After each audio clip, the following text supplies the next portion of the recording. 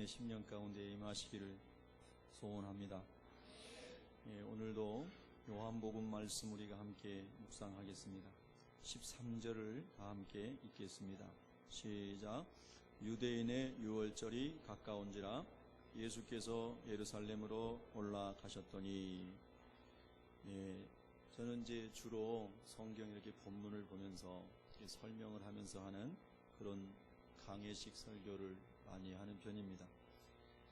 이렇게 하는 이유 중에 하나가 여러분들께서 혼자 성경을 읽으시면서도 그 성경을 잘 묵상함으로 그 성경 속에서 주님을 만나고 또 인도받는 삶을 잘 훈련하기 위한 그런 의미도 또 담겨져 있습니다.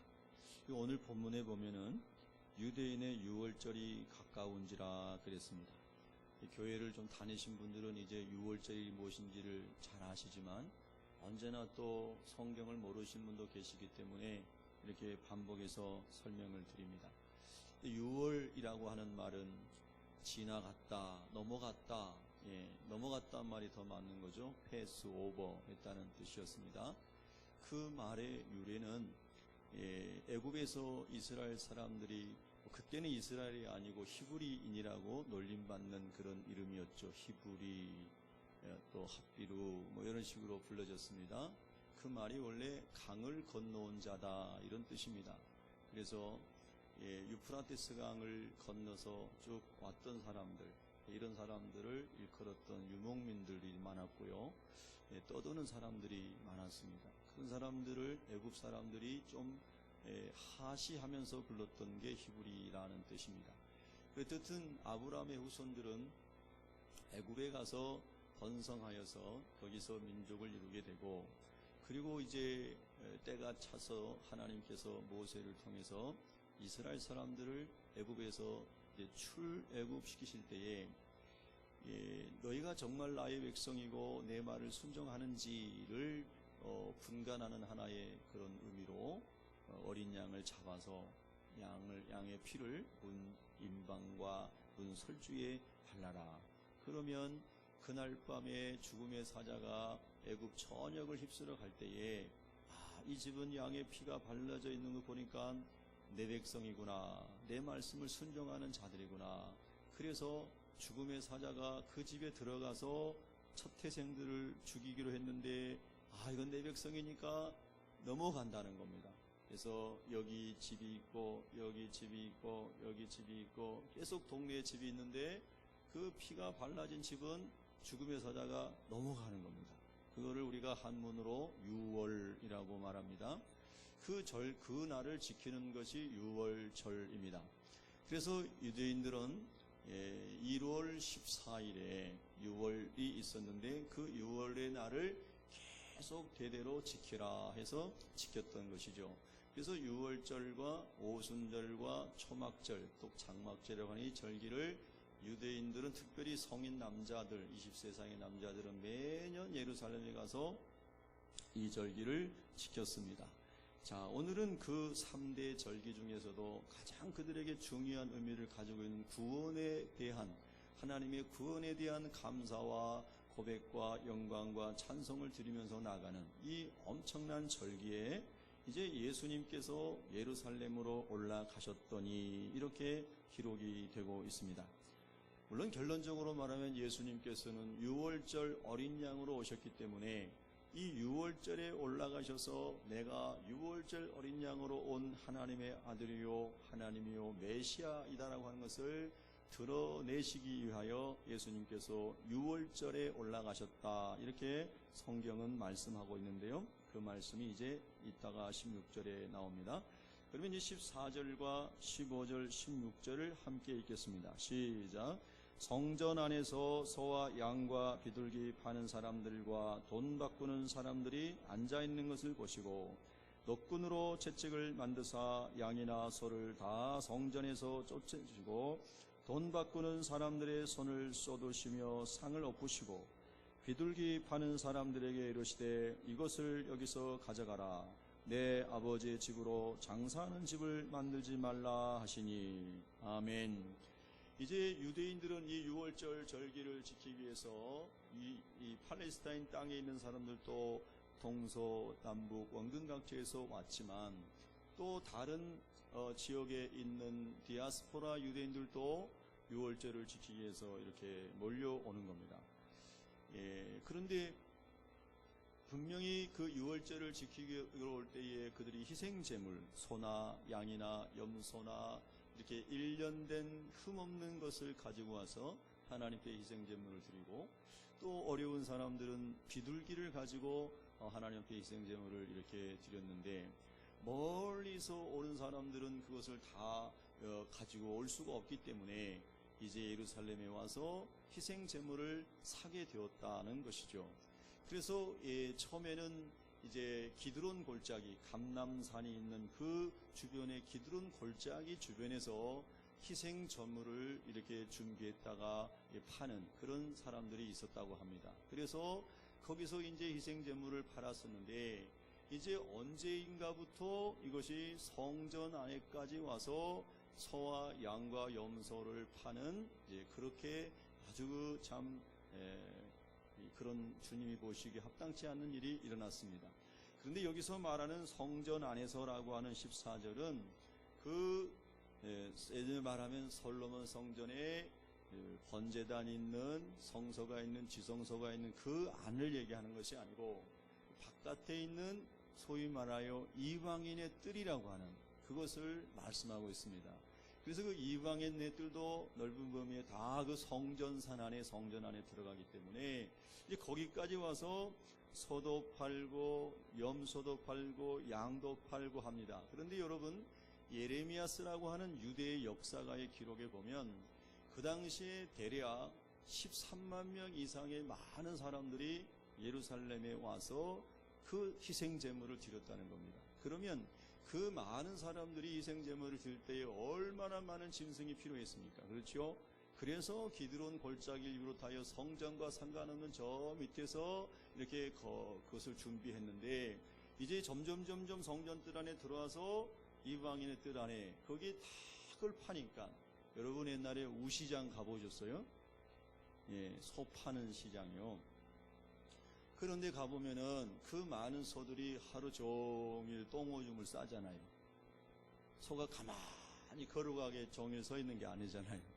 염소가 가만히 있는 게 아니죠. 그 많은 가축들이 똥오줌을 다 싸고 울어대고, 그리고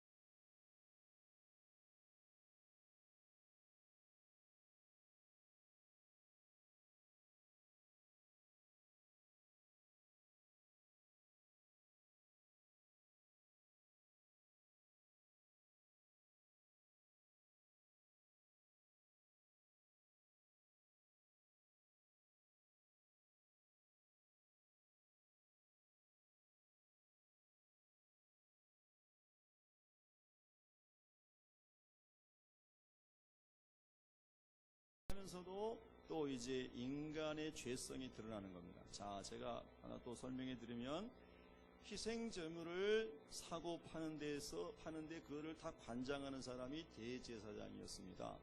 그래서 대제사장이 그것을 인해서 많은 부를 축적하게 되었죠. 그리고 환전을 담당하는 사람들은 사내들인 공의회의 사람들이었습니다. 그리고 사내들인 공의회의 관청이 이방인의 뜰 옆에 세워져 있었죠. 그래서 속전을 드리기 위한 화폐를 환전할 때에 또 거기서 사내들인 공회원들이 부를 축적하게 되었던 거죠.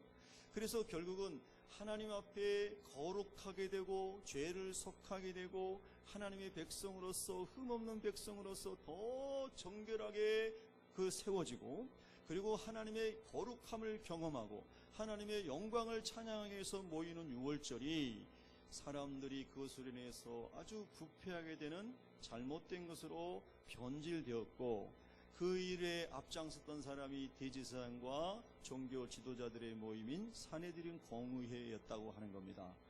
그런 것이 오늘 이 본문의 15절부터 쭉 나오는 것이죠. 그래서 이제 16절에 여러분 이제 15절 하나 더 보시면 15절에 예수님께서 노끈으로 채찍을 만드사 그랬습니다.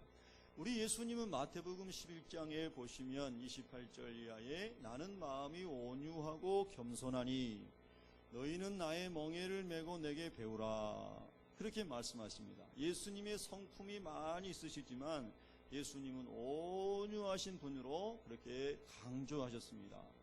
그런데 예수님께서는 성전을 더럽히고 하나님의 영광이 거하시고 그곳에서 하나님의 정말로 엄청난 그 임재 속에 이스라엘 사람들이 거룩해지는 하나님의 백성으로 새로워지는 이 엄청난 놀라운 영광스러운 장소가 더럽혀진 것에 대해서는 예수님께서 거룩한 분노를 드러내시면서 채찍을 만드셔서 다 엎으십니다. 여러분, 우리가 많은 것을 참을 수 있고 이해해 줄 수 있고 견딜 수 있지만 하나님의 성전이 더럽혀지는 것, 하나님의 성전이 모욕을 당하는 것, 이것은 우리가 여러분 그냥 두고 볼 수 없는 것입니다. 여러분, 오늘 우리가 살아가는 이 세대 속에서는 물론 이 예배당이 구약시대의 성전 개념과는 좀 다를 수 있습니다. 그러나 우리가 하나님께 예배드리기로 거룩하게 구별한 장소이면 틀림없지 않습니까? 그리고 우리가 예배 때마다 하나님께서 이곳에 오셔서 우리 예배를, 공동체 예배를 받으시지 않습니까? 할렐루야. 그래서 예배당도 거룩한 장소가 되어야 되죠. 그러나 일부 어떤 데서는 예배당 안에서 막 싸우기도 하고 셰퍼트 갖다 놓고 지키기도 하고 경찰관이 와서 참 부끄러운 일들 우리가 이 시대에서 보고 있지 않습니까? 그런 참 말도 안 되는 일들이 사실은 예수님 시대의 성전에서 그런 일들이 있었고요. 오늘날 교회 안에서도 그런 교회들이 가끔씩 언론에 보도되는 것을 우리가 보면서 교회가 무엇인가, 성전의 거룩함의 영광이 무엇인가 라고 하는 것을 우리가 한 번 더 깊이 말씀으로 깨달으면서 주의 영광 가운데 거하는 성전, 주의 영광이 머무는 또 마음의 성전인 여러분 자신의 성전이 되시기를 축복합니다. 그래서 하나님을 만날 수 있는 이 처소인, 이 영광스러운 또 예배의 처소인 교회는 거룩해져야 되기 때문에 거룩하지 않은 것을 위해서는 채찍을 드셨던 분이 예수님이십니다. 오늘도 그렇게 성전을 청결하게 하시기를 원하시는 하나님의 거룩한 은혜가 우리 가운데 충만하시기를 축복합니다. 16절에 보시면은 16절의 후반절에 내 아버지의 집으로 장사하는 집을 만들지 말라 하시니 그랬는데요. 이 16절에서 가장 중요한 말씀은 내 아버지의 집이라는 것입니다. 왜 그러냐 하면은 예수님께서 6월절에 예루살렘에 올라가셨다고 13절에 사도 요한이 기록한 것은 왜 6월절에 올라가셨는가에 대한 목적을 설명하기 위한 것입니다. 그런데 16절에 보면 예수님께서 이렇게 자기 자신을 드러내시는 겁니다. 내 아버지의 집, 이 성전은 내 아버지의 집이다. 이 말씀 속에는 내가 하나님의 아들이요, 내가 하나님이요, 내가 메시아다라고 하는 자기 자신을 드러내시는 것입니다. 여러분, 이것은 너무나 중요한 것입니다. 사람들은 여전히 예수님을 목수의 아들로 생각하고 있었지만 예수님께서는 유월절 어린 양이, 예수님의 그 유월절 어린 양이 되셔서 모든 세상 사람들의 죄를 담당하고 십자가에 죽으시고 그 예수 그리스도의 피를 믿는 자마다 죽음의 사자가 지나가고 지옥의 형벌이 면해지고 구원받는 하나님의 자녀가 되었던 그 유월절이, 그 유월절의 어린 양이 예수님 안에서 성취되는 것을 말씀하시려고 유월절에 올라가셔서 내가 하나님의 아들이요, 아버지가 나의 아버지, 하나님이 내 아버지시요, 내가 메시아다라고 하는 것을 드러내시는 겁니다.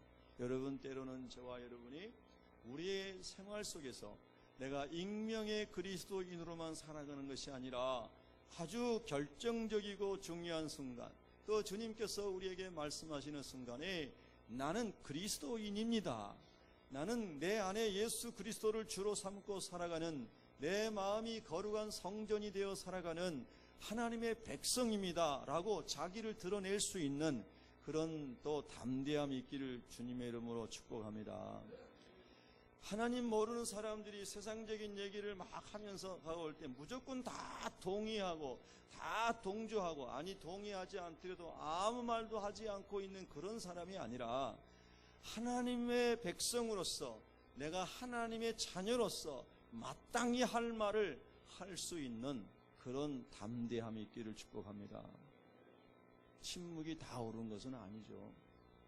주님이 원하실 때 주님이 원하시는 말, 주님이 원하시는 고백 할 수 있기를 축복합니다. 그래서 예수님께서 내가 하나님이신 것을 예수님께서 지금 드러내시는 겁니다. 자, 그러면서 그 아버지의 집을 장사하는 집으로 만들지 말라, 그렇게 말씀을 하십니다.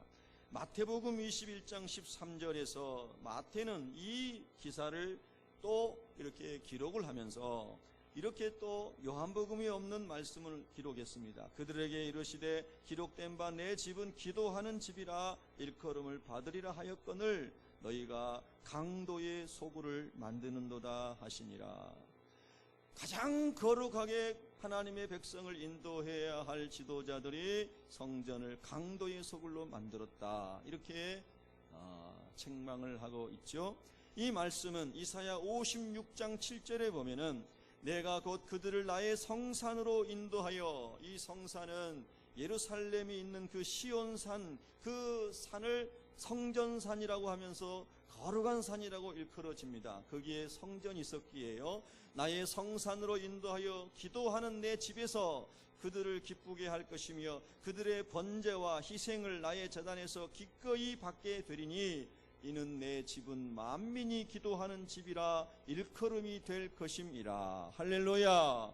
이 말씀 속에서도 이사야 선지자에게 하신 하나님의 말씀이 지금 또 성취되었고 또 앞으로도 성취되어야 하는데, 만민이, 즉 모든 열방이, 이스라엘 백성들만이 아니라 모든 열방이 다 주님 앞에 나와 하나님을 찬양하고 기도하는 이 엄청난 회복, 예루살렘 성전 회복만 아니라 우리 10년 가운데 성전이 되었지 않습니까? 예수님 안에서. 할렐루야. 그래서 만민이 하나님 앞으로 돌아오는, 그래서 기도하는 그곳이 바로 성전인데 이 성전이 강도의 소굴이 되었구나, 이렇게 말합니다. 여러분, 사실은 교회는 돈이 많이 쌓이면 곤란합니다. 헌금이 들어오면 다 주님의 목적으로 빨리빨리 다 써야 됩니다. 주님의 일을 위해서 선교하고 구제하고 또 복음 전하고 하나님의 영광을 위해서 빨리빨리 써야 돼요. 돈을 많이 쌓아놓게 되면은요, 그 마귀가 꼭 틈탑니다.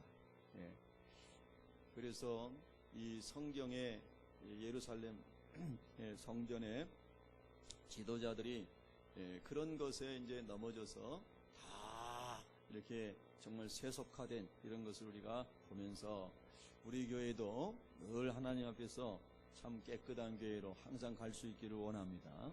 또 여러분 자신도 그렇게 살아가시기를 축복합니다. 자, 그러면 이제 그 다음 구절을 보시면 17절을 함께 읽겠습니다. 17절 시작. 제자들이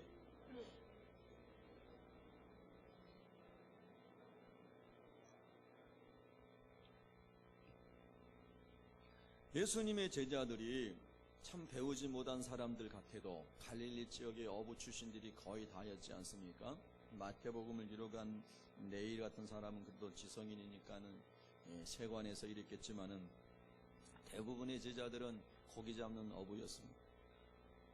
그런데 이 제자들이 17절에 나오는 성경 말씀은 구약을 말씀하죠. 특별히 시편과 이사야서를 인용하셨기 때문에 그 구약의 말씀을 잘 알고 있었어요. 여러분, 말씀을 잘 알고 있어야 네가 하나님의 뜻을 분별할 수 있고 주님의 때를 분별할 수 있고 주님이 원하신 길을 가게 될 줄로 믿습니다. 그래서 성경 말씀에 주의 전을 사모하는 열심이 나를 삼키리라 한 것을 제자들이 기억했다는 겁니다. 어떤 사건이 일어났을 때에 예수님께서 어떤 일을 행하실 때 이 말씀이 성취되고 있구나 라고 깨닫는 사람은 얼마나 여러분 하나님과 동행하는 사람입니까? 여러분, 할렐루야. 하나님의 뜻이, 하나님의 일이 막 일어나고 있는데도 전혀 모르는 사람은 얼마나 안타깝습니까? 근데 그래도 제자들은요, 시편 69편 9절에 있는 주의 집을 위하는 열성이 나를 삼키고 주를 비방하는 비방이 내게 미쳤나이다 라고 했던 이 다윗의 예언을, 다윗의 예언이거든요. 69편도 이 예언을 제자들이 생각하면서 이 하나님의 말씀이 우리 지금 예수님 안에서 성취되고 있구나 하는 것을 그들이 알았다는 거예요. 할렐루야. 아멘. 여러분의 삶 속에서도 하나님께서 이루시는 일들을 말씀을 통하여 깨달을 수 있기를 축복합니다. 그러면 얼마나 여러분 거룩한 흥분이 일어납니까? 나같이 연약하고 천한 사람을 통해서도 주님의 말씀이 성취되는구나, 하나님의 뜻이 이루어지는구나. 아멘. 그럴 때 막 이제 용기 백배에서 기도원처럼 주님을 위해서 일어나는 사람이 될 줄로 믿습니다. 근데 여러분, 여기 말씀 속에 또 이 한 의미가 있죠. 주의 전을 사모하는 열심 때문에 예수님께서 죽임을 당하실 거라는 내용이거든요. 예수님께서 성전을 청결하게 하시고자 하는, 거룩을 회복하시고자 하는 이 엄청난, 요즘식으로 말하면 개혁을 하실 때에 이 사내들인의 공회의 종교 지도자들과 대제사장들과 이런 사람들이 예수님을 막 비난하고, 그리고 예수님을 향해서 뭐 조롱을 하고, 그리고 예수님 십자가에 못 박으라고 내보내주고, 이거를 지금 말하는 겁니다. 그래서 주님이 거룩함에 대해서 성전에 하나님의 영광이 가득하게 해서 하나님의 나라가 뜻이 이루어지도록 그렇게 하시면 할수록 그 일로 인하여 주님을 대적하는 사람들에 의해서 삼켜진다는 거예요. 이것이 이때에 지금 이 시간에 이루어지고 있구나 하고 제자들이 생각을 했다는 겁니다. 여러분, 어쩌면 우리도 마찬가지입니다. 하나님의 말씀대로 살려고 하고 주님의 말씀대로 순종하며 살려고 할 때에 다 주변 사람들이 환영해주고 응원해주고 동역자가 돼주고 동지가 돼주던가요? 그렇지 않습니다. 많은 경우에는 말씀을 따라가는 게 더 힘듭니다. 그래서 좁은 길이라고 말하죠. 그래서 그것으로 인해서 내가 삼킴을 당할 수가 있습니다. 주님 말씀대로 살려고 했더니 예수님이 유대 지도자들에서 삼킴을 당해서 십자가에 버려지는 것처럼 그렇게 보인다는 거죠. 나를 삼키리라 한 것을 제자들이 기억하면서 시편의 말씀이 성취되는구나 이렇게 생각했다는 겁니다. 자, 18절을 읽겠습니다. 시작. 이에 유대인들이 대답하여 예수께 말하기를 내가 이런 일을 행하니 무슨 표적을 우리에게 보이겠느냐. 여기서 말하는 유대인들은 성경학자들이 말하기를 그냥 일반 유대인이 아니고 아까 그 종교 지도자들을 얘기한다라고 말합니다. 그래서 이 성전 이방인의 뜰에서 막 소동이 일어나고 예수님 막 뒤로 엎고 막 이렇게 하시고 하니까 사람들이, 그 장사하는 사람들이 거기서 자기들도 수익을 얻는데 지도자들이 가가지고 막 얘기했을 거 아니에요. 저 나사렛에서 온 목수 청년이 지금 아주 난장판을 다 만들어놔서 장사도 할 수 없고 이제 당신네들도 지도자들도 이제 돈벌이 다 끝났습니다. 막 등등등 예수님을 참소하고 막 했겠죠. 그러니까 이 사람들이 바로 그 관청이 옆에 있었는데 나와가지고 보니까 정말 아주 설명할 수 없는 일은 안 겁니다. 그러니까 이 유대 지도자들이 예수님에게 이런 말을 하죠. 성경은 참 아주 부드럽게 번역이 됐죠. 예수께 말하기를 이렇게 말했는데요. 예수님 앞에 비아냥거리고 예수님을 무시하고 대적하는 말투로 그렇게 했다는 거죠. 원어적으로 그렇다고 그래요. 내가 이런 일을 행하니 예수 네가 이런 엄청난 성전 청결, 그러면 네가 하나님의 아들이라고 말하면서 이런 일을 행하고 있으니 진짜 네가 하나님의 아들이고 네가 진짜 메시아라고 하면은 표적을 우리에게 한번 보여줘 봐라, 이렇게 얘기했다는 겁니다. 아니, 비아냥거리는 거거든요. 겸손하게 주님의 은혜를 구하는 게 아니고 예수님 공격하는 거거든요. 신명기 18장 22절에 보면은요, 구약 시대에는 참 선지자와 거짓 선지자를 구별하는 것 중에 하나가 뭐냐면, 참 선지자는 하나님이 함께 하신다라고 하는 그런 증거가 있다, 이것을 보고 참 선지자냐 거짓 선지자냐를 구분하게 했다는 거예요. 그게 신명기 18장 22절인데요 그런데 유대인들이 어쨌든 그런 생각을 가지고 예수님이 메시아인지 자기들은 메시아가 아니라고 생각했죠. 그런데 그렇게 이제 공격적인 질문을 던지고 있는 겁니다. 자, 그럴 때에 19절을 예수님이 대답하십니다. 19절에 있습니다. 시작. 예수께서 대답하여 이르시되 너희가 이 성전을 헐라 내가 사흘 동안에 일으키리라. 아멘. 자, 한번 따라하겠습니다. 주제 전환. 제가 벌써 몇 차례 여러분과 나눴습니다. 우리가 항상 생활 속에서 주제 전환을 잘 하시기를 바랍니다. 아멘. 무슨 얘기하다가 땅의 얘기에 함몰돼가지고 막 땅에 관한 얘기만, 육신에 관한 얘기만 하다가 그걸로 딱 끝나버리는 게 아니고, 반드시 어떤 대화로 시작했든 간에 주제가 하나님 나라, 예수 그리스도, 할렐루야, 영생, 복음, 할렐루야, 이렇게 자꾸 주제 전환이 일어나야 됩니다. 주제 전환. 그래서 예수님께서 너희가 이 성전을 헐라 했을 때 이 성전은 물론 눈에 보이는 성전입니다. 자, 성전 이야기 잠깐 또 우리가 복습하겠습니다. 성전은 하나님께서 거하시는 장소로 하나님이 구별하신 것이죠. 광야를 지나갈 때는 거룩한 천막, 성막, 태버너클이라고 하는 성막을 하나님이 짓게 하셔서 내가 그 천막 안에, 성막 안에 지성소에 임하겠다, 너희 이스라엘 백성들과 내가 항상 함께 한다 하면서 하나님의 영광의 임재가 거기 계신 곳이 성막이었어요. 근데 그 천막이 이제 백향목으로 하나님이 지정하신 것으로 이 솔로몬 왕에 지어져 가지고 성전이 됐잖아요. 성전. 그렇죠? 그런데 그 성전이 솔로몬 왕이 지은 것을 제1성전, 그렇게 흔히 학자들이 이름을 붙입니다. 그리고 바벨론에 의해서 그 성전이 다 파괴되고, 바벨론에서 고레스 왕 때에, 바사의 일대 왕인 고레스 왕 때에 귀환을 하기 시작하면서 스룹바벨이라는 사람에 의해서 성전이 다시 중건이 됩니다.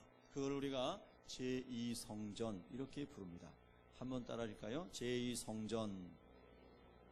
그래서 스룹바벨 성전이 쭉 유지되다가 또 시간이 지나면서 많이 회파되고 무너지고 부족한 부분이 많았어요. 그래서 헤롯이라고 하는 왕이 BC 20년부터 이 스룹바벨 성전을 다시 보완을 하게 됩니다. 지경을 넓히고 터를 넓히고 미장을 잘하고 아름답게 꾸미고 그 일을 BC 20년부터 하게 돼요. 그래서 세부적으로 나누면 헤롯 왕이 다시 그렇게 확장한 것이 제3성전이다 라고까지 말하는 학자들도 있지만, 일반적으로는 이미 스룹바벨 성전을 보완한 거기 때문에 그것도 이 성전으로 포함을 시킵니다. 그래서 헤롯 왕이 BC 20년부터 지금 이 예수님께서 말씀하시는 이때까지 계속해서 성전이 계속해서 지금 확장되고 있는 겁니다. 지어지고 있는 거예요. 그래서 오늘 유대인들이, 자, 그 다음 구절에 보면 20절에 이렇게 말하는 겁니다. 유대 지도자들이 이 성전은 46년 동안의 지역권을, 헤롯이 BC 20년에 시작해가지고 지금 아마도 이 이야기가 될 때는 서기 26년경이었을 거라는 거예요. 그래서 지금 계속해서 그 성전이 중건되고 있는데, 이렇게 오랜 세월 동안 지어져 오고 있는 이 성전을 네가 헐어서 3일 만에 짓는다고? 그러면서 이들은 여전히 그들의 눈이 땅에만 있어서 땅의 성전만 보고 육신의 나사렛 목수의 아들 예수님으로만 보고 그들은 지금 계속해서 그렇게 얘기를 하고 있는데, 예수님은 이미 주제가 전환이 돼서 참 성전이신 당신께서 모든 인류의 죄를 담당하시고 십자가에 죽으시고 3일 만에 부활하실 것을 지금 말씀하고 계시는 거죠. 할렐루야. 여러분, 우리는 항상 그렇게 영적으로 깨닫는 은혜가 있기를 축복합니다. 그래서 이제 20절에서 유대인들이 그렇게 질문할 때에 우리 예수님께서 그런 의미가 아니라고 말씀하신 것을 이제 21절에 사도 요한이 기록하고 있습니다. 21절 읽습니다. 시작. 그러나 예수는 성전된 자기 육체를 가리켜 말씀하신 것이라. 아멘. 여러분, 예수님이 임재하시는 성전이 거룩합니까? 예수님 당신이 더 거룩하십니까? 할렐루야. 하나님이신 예수님 자신께서, 당신께서 거룩함의 본체이십니다. 영광의 본체이십니다. 그분은 지극히 거룩하신 하나님이십니다. 할렐루야. 그래서 참 성전은 예수님이신 것이죠. 할렐루야. 그래서 진짜 거룩함의 영광이 가득한 것이 성전이라면 그 본체가 예수님이시니까 예수님께서 내가 성전이다 라고 말씀하신 겁니다. 할렐루야. 여러분, 그런데 더 놀라운 사실은요, 그 거룩함의 본체이신 예수님을 저와 여러분이 우리 마음에 주님으로 모셨다는 겁니다. 할렐루야. 여러분, 정말 믿으세요? 예수 믿는 것은 그런 것이거든요. 많은 종교 중에 하나를 선택한 게 아닙니다. 영광스럽고 거룩하신 주님이 저와 여러분의 삶 가운데 주인으로 모셔드려진 거죠. 그래서 고린도전서 3장 16절에는 우리가 하나님의 성전이라고 그랬습니다. 하나님의 성령이 너희 안에 거하는 것을 너희가 알지 못하느냐. 아멘.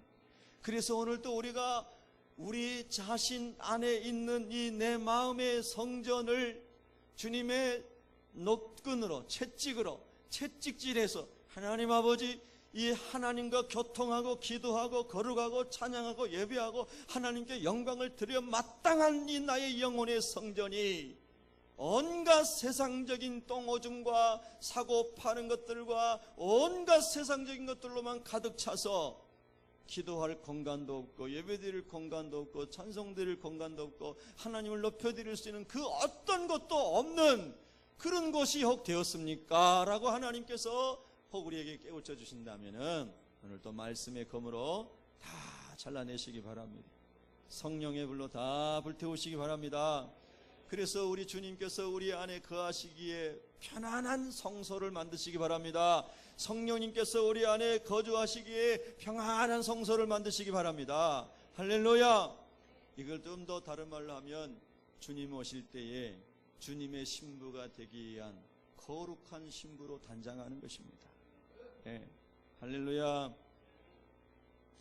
그래서 주님께서 그렇게 이제 말씀하셨습니다. 22절을 읽겠습니다. 시작. 죽은 자 가운데서 살아나신 후에야 제자들이 이 말씀하신 것을 기억하고 성경과 예수께서 하신 말씀을 믿었더라. 아멘. 여러분은 진심으로 예수님이 그리스도이심을 믿으십니까? 와, 정말 놀라운 축복을 이미 받으셨습니다. 옆 사람 축복하겠습니다. 제일 큰 축복을 받으셨습니다. 예. 예. 진짜세요? 여러분 심령에 물어보니까 여러분의 중심이 진짜라고 합니까? 여러분의 인격이 진짜라고 해요?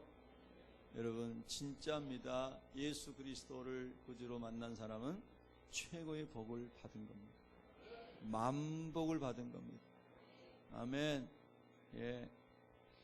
여러분 참 설명하기 어렵습니다. 예수 그리스도, 성령, 하나님, 그 영의 세계에 속해 있는 창조주 하나님을 인간이 어떻게 다 설명을 합니까? 절대 못하죠. 그래서 하나님께서 계시의 말씀을 통해서 믿음의 문을 통하여 성령의 도우심으로 하나님을 알 수 있도록 한 거 아닙니까? 할렐루야. 그래서 제자들이 예수님께서 가나 혼인잔치에서 물이 변하여 포도주가 되게 하심으로 주님의 하나님 되심을 드러냈어요. 근데 그때 믿으니라 그랬는데 그 믿음은 아주 초보적인 믿음이었어요. 또 이렇게 이런 사건들을 통해서 예수님 다 자기 계시를 하셨어요. 제자들이 그때도 조금 믿었는데 온전하게 주 예수 그리스도를 주님으로 만나지 못했어요. 그래서 오늘 사도 요한이 말합니다. 이 사건이 20년대 후반 26, 7년에 만약에 있었다 하고 사도 요한이 요한복음을 기록한 것은 1세기 후반이니까 적어도 6, 70년 후에 이 사건이 일어난 6, 70년 후에 사도 요한이 성령의 감동으로 요한복음을 기록하였습니다. 그러면 저 뒤에 역사의 저 뒤에서 저 앞에 있는 사건을 회고하면서 22절을 기록한 겁니다, 여러분.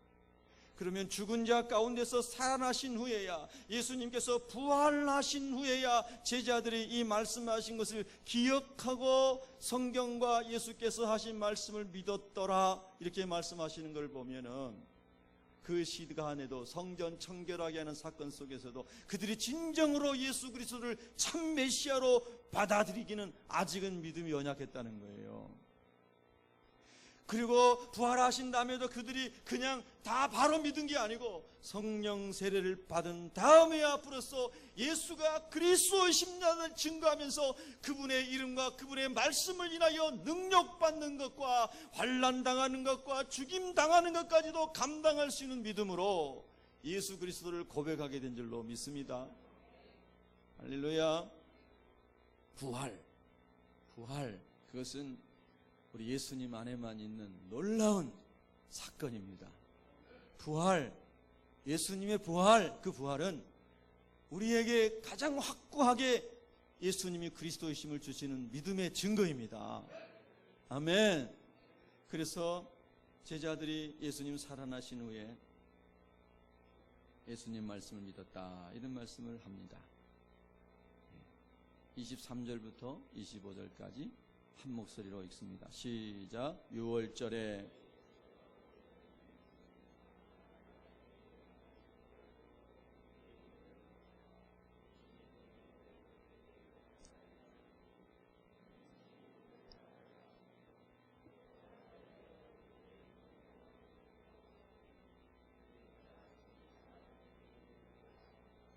아멘.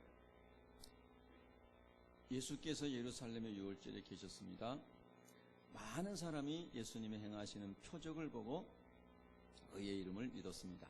여기서 표적은 아마도 가나 혼인 잔치에서 예수님이 행하셨던 2장, 오늘 본문 앞에 있는 그 표적을 생각할 수 있습니다. 그런데 표적을 보고 예수님을 믿은 사람들에 대하여 예수님께서 그들에게 예수님을 의탁하지 않으셨다라고 성경은 말합니다. 표적은 필요하고 기적이 필요합니다. 그런데 표적만을 의지하고 예수님을 믿는다고 했던 사람들 중에 많은 사람들이 예수님을 떠나갔고 예수님을 부인했고 예수님을 저주했다는 것입니다. 여러분, 분명히 예수님 안에 기적이 있고 오늘도 주님은 기적을 일으키실 수 있습니다. 할렐루야. 그러나 그 표적이, 그 기적이 신앙생활의 근거요 전부가 아니라는 것입니다. 믿어주시면 아멘.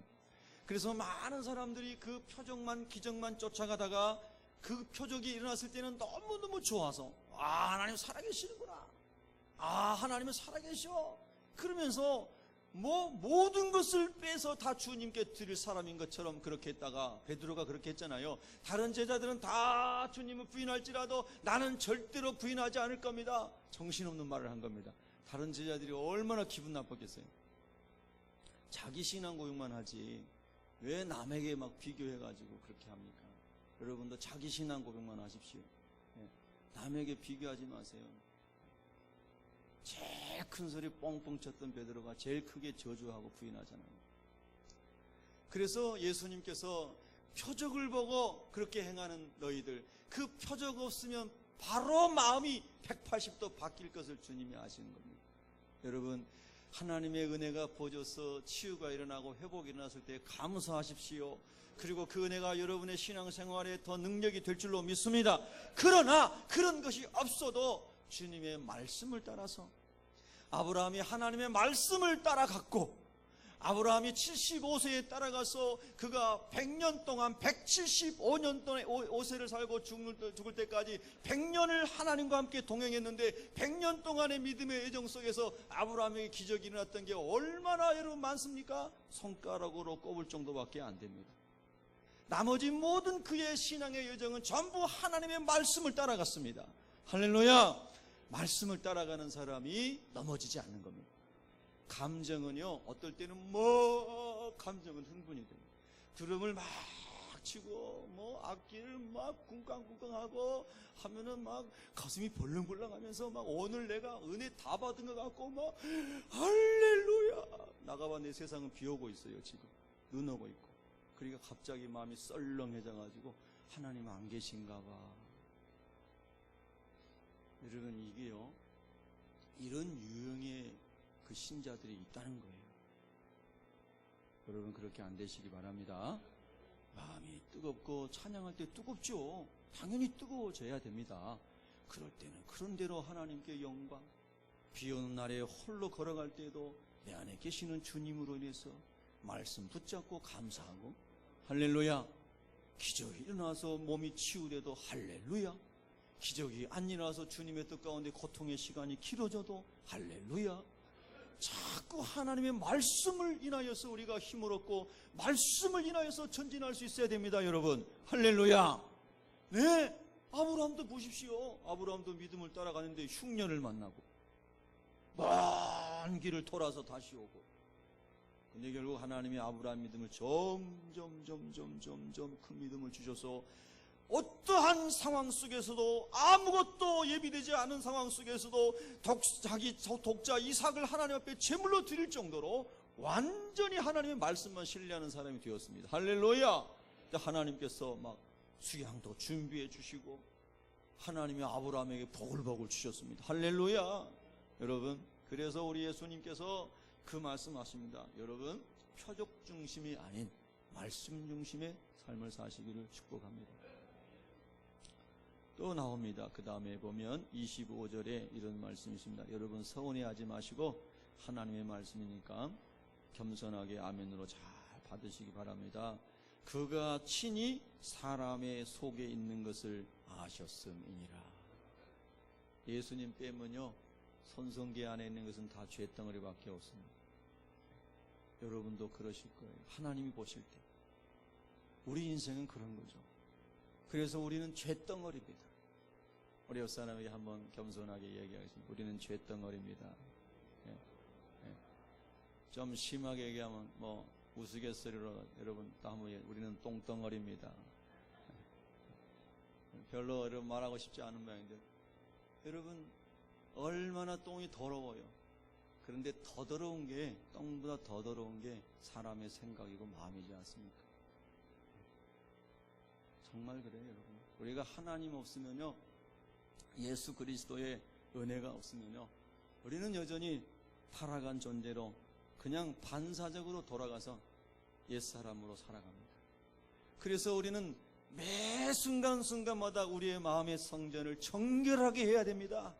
예수님의 보혈로 정결하게 해야 됩니다. 성령의 능력으로 정결하게 해야 됩니다. 그래서 주님 오시는 그날에 주님의 신부로 설 수 있어야 됩니다.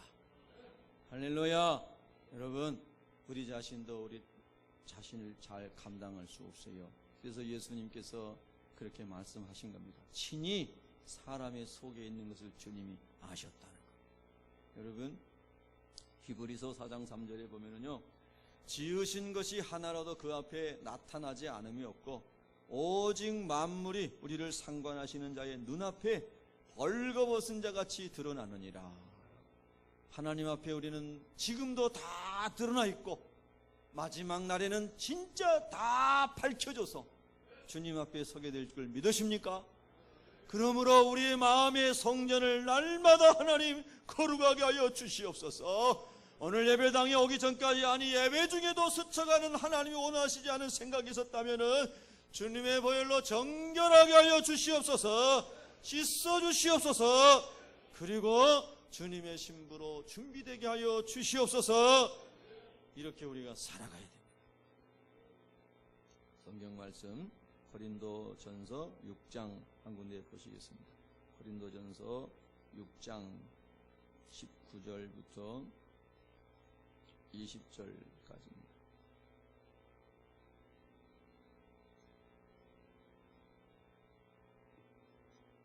고린도전서 6장 19절 20절 합독합니다. 시작. 너희 몸은 너희가 하나님께로부터 받은 바 너희 가운데 계신 성령의 전인 줄을 알지 못하느냐. 너희는 너희 자신의 것이 아니라 값으로 산 것이 되었으니 그런즉 너희 몸으로 하나님께 영광을 돌리라. 아멘. 이제 우리가 우리의 몸으로 거룩한 삶으로 하나님께 영광이 되기를 하나님께서 원하시는데요. 19절에 또 20절 초반에 보면 너희는 너희 자신의 것이 아니다. 주님의 핏값으로 마귀에게서 너희를 사서 하나님의 양자 되게 하셨으니 너희는 하나님의 것이다. 너희는 하나님의 것이다. 너희는 예수의 것이다. 할렐루야. 여러분 믿으세요? 진짜 그렇게 고백하세요? 그럼 이제는요 우리가 그렇게 주님 안에서 살아가야 됩니다. 주님, 저는 제가 저의 것이 아니고 하나님의 것입니다. 예수님의 핏값으로 주님에게 속한 자가 되었습니다. 그리고 내 마음은 하나님의 성전이 되었습니다. 늘 이 성전을 거룩하게 단장하게 하시고 주님과 동행하다가 주님의 뜻을 이루다가 주님 앞에 서게 하여 주시옵소서. 이런 삶이 저와 여러분에게 부어지기를 축복합니다. 네, 기도하겠습니다. 하나님 아버지,